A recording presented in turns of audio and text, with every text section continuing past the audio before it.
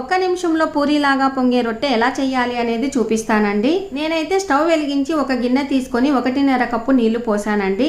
ఇప్పుడు 3 కప్పుల పిండిని బాగా జల్లించిన తర్వాత రొట్టె కిందికి పిండిని తీసుకొని ఆ తర్వాత ఇలాగా గుంతలాగా చేసుకొని కాసింత ఉప్పు వేసిన తర్వాత చలచలమనే నీళ్లు ఇలాగా గరిటె సహాయంతో కలిపి పిండిని బాగా బంక వచ్చేలాగా కలుపుకోవాలండి. ఇప్పుడు ఒక్కొక్క రొట్టెకు ఒక పిడికిడంత పిండిని తీసుకొని ఇలాగా పక్కన పెట్టుకోవాలి. ఇప్పుడు ఒక గిన్నెలో నీళ్లు పోసి ఒక క్లాత్ ని వేసేసి తర్వాత స్టవ్ వెలిగించి పెన్నం పెట్టుకోవాలి.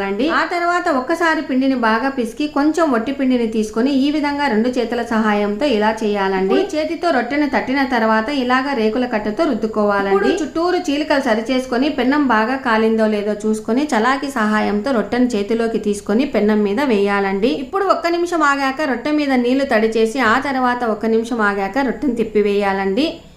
ఇప్పుడు రొట్టెను బాగా పొంగే విధంగా కాల్చుకోవాలండి. ఏ కూరగాయకైనా సూపర్ కాంబినేషన్ రొట్టెనండి.